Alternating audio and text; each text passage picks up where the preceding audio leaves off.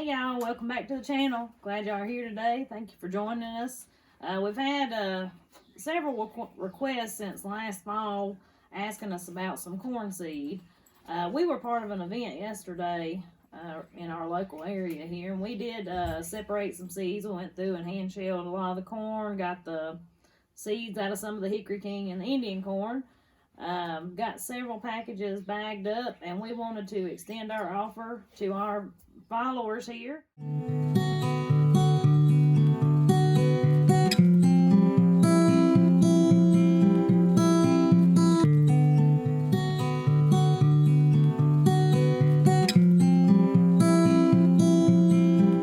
So I'm going to show you what we've got, and if it's something you'd be interested in, I'm going to type this up. You'll see it typed in the video too, but if you'll email me at hello@thelawsonfarm.com, let me know how much you want and what your address is. I'll send you my PayPal information, and once I receive the payment, I'll ship you your seeds. So what we've got here, first things first, is the Hickory King corn. And I'll link that old video when we were picking this last fall if you want to see that. You can see it all. You can see we videoed planting it too, didn't we? Yeah. Last fall. Mm-hmm.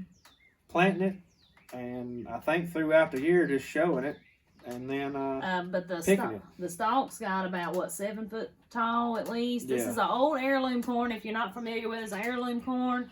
So once you buy the seeds, it's like a one-time purchase. If you do it right, you buy your seed, you plant you a small batch of Hickory King, you've got seeds, endless amount of seeds the rest of your life if you harvest it and save your seeds. So we do have 2-ounce packages of that. So in a 2-ounce package, I sit there and I counted the seeds in a few different packs. So you get about 120 seeds in each pack of Hickory King. And now this right here will run you about $5. Unfortunately, it is a $10 shipping rate, just a flat shipping rate to ship anywhere in the United States. If anybody's here local and wants some, right? Yeah, if you're close to us and you want to just come over here and get it, now that's cool too. But if you can't drive here, then we are willing to ship it.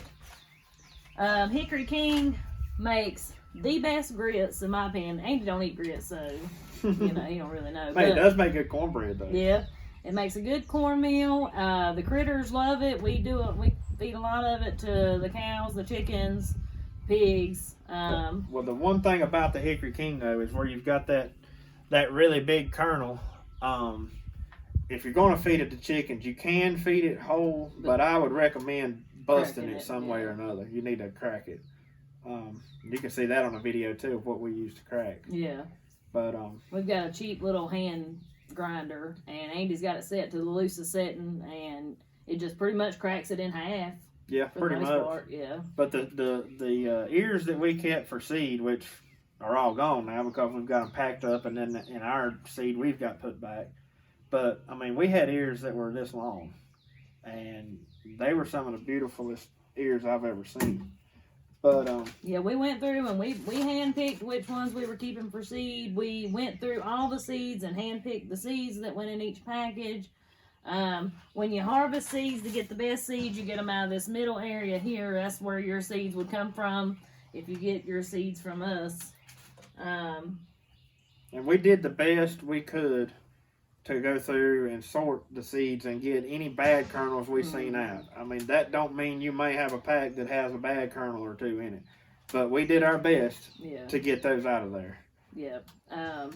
But yeah, so the seeds come off of the best ears that we had, the longest ears, the biggest ears, the ones with the tightest. And any stalk that had 2 ears per stalk. Yeah, yep. And anyone that had 2, those were our features we were looking for. So we hope to pass that along to you as well.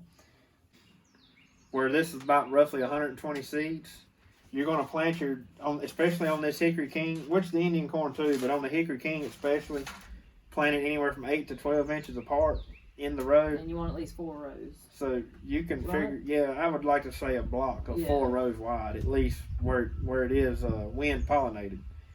So you wouldn't want one single row of it, but you could just picture that one pack would plant roughly one row, almost 120 foot long.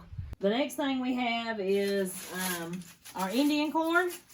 This is my favorite just because it's like opening a Christmas present. It's a surprise because you never know what you're going to get. Now this right here is red. When you plant Indian corn, you can get red, yellow. We have a few that were blue. Some are white, orange. You know, you just never know what you're going to get with Indian corn. Now again, just like the Hickory King corn, we went through and handpicked which ears we were going to save seeds out of.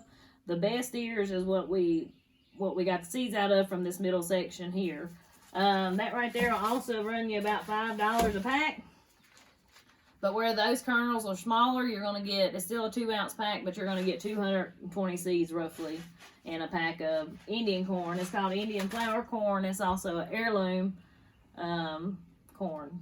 And it can be ground for cornmeal and corn flour and feed it to your animals, just like any other corn would be. It's just pretty and it's decorative. It's pretty. Most people use it for decoration. Yeah. But you can use it just like you would use any other corn. The next thing we have, I did make some Comfrey Salve for that event. I made it with my beef tallow that I rendered myself from our cows. And what's in it is the Comfrey tallow, organic beeswax, and lavender essential oil. I just put a few drops of that in there just to give it a slight smell. It's not very strong. But if you're interested in some Comfrey Salve, same thing, send me an email. This is $8 for the Comfrey Salve, and it comes also in a 2-ounce glass container.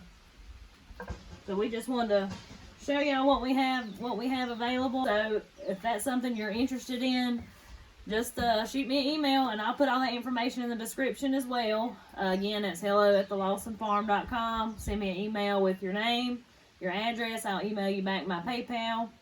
And you can send the money that way. Once I receive the payment, then I'll ship out your order. So. And it's almost corn planting time now. I mean, we may be a little late in some of the later zones. Yeah, I hope that we're able to get some of these out soon enough that you can plant. Which you can plant corn on up into May if you need to. But well, we're here at the end of April now.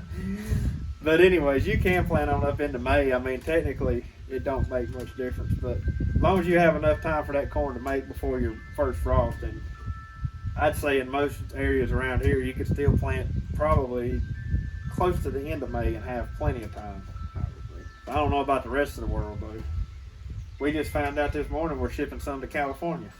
Yeah, I put some on Facebook Marketplace, and I got an order for somebody in California, so I'll be shipping that out tomorrow, which y'all won't see this video till tomorrow. Tomorrow's Monday, but I'll be shipping some out then. I also want to show y'all something else that I've got hiding up here on the porch.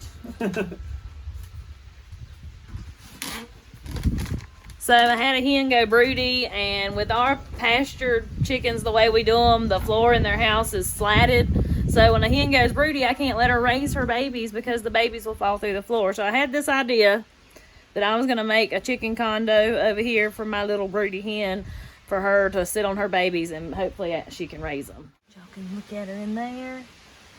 She is really concentrating. And so I've got this old sheet over it. So she's in like a dark area with a little window. I got her some food and water in there. Got her some nice clean hay, just keeping her a little snack and some water in there. Broody hens don't get up a ton, so she won't be really going through a lot of feed or anything like that at this point. But, I mean, that keeps me from having to run an incubator. That keeps me from having to take care of baby chicks if I can let the mama do it. I'm also going to add in a few clips. We had an excellent time at the spring planting event yesterday. The kids got to ride a tobacco planter and help plant tobacco there at that farm. And so I'll add a few clips in for y'all to enjoy that as well.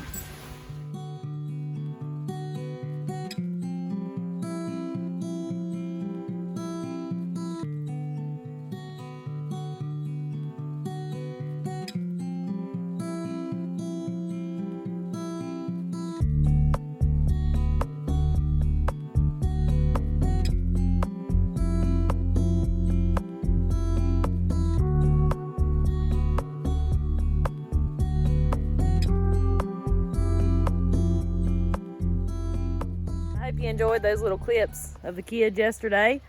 One last thing I wanted to show you before we end this video is our crimson clover. If you remember back in the fall, Andy planted a lot of crimson clover as our cover crops over our garden spots. We're down at what we call the creek garden, and I just want to show you how beautiful this is.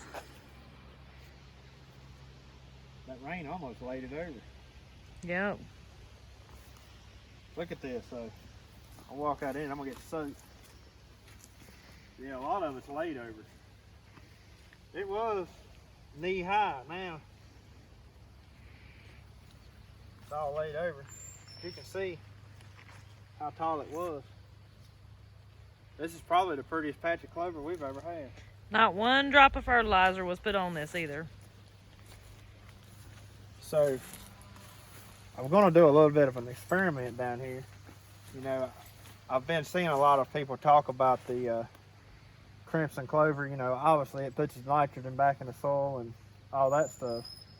But over here where our salad patch was, that we had last fall, there is no crimson clover. So there's about, probably what'll end up being 2 rows worth of corn right there that doesn't have any kind of crimson clover or anything on it. Really, right now, it's just weeds.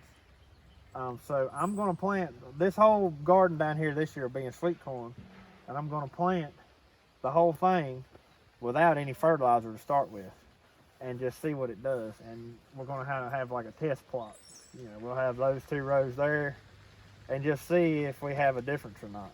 And if I have to add fertilizer for it to make something, I will. But I just want to see what it does. But we were just tickled at just how beautiful this is, and the rain did lay it down some, but it's just so pretty. We almost hate to till it under. But this is a really wet spot, so it'll be at least a week, won't it? Oh, God. Yeah, as much rain as we've had now, it's going to be at least a week before we can get in here and work it.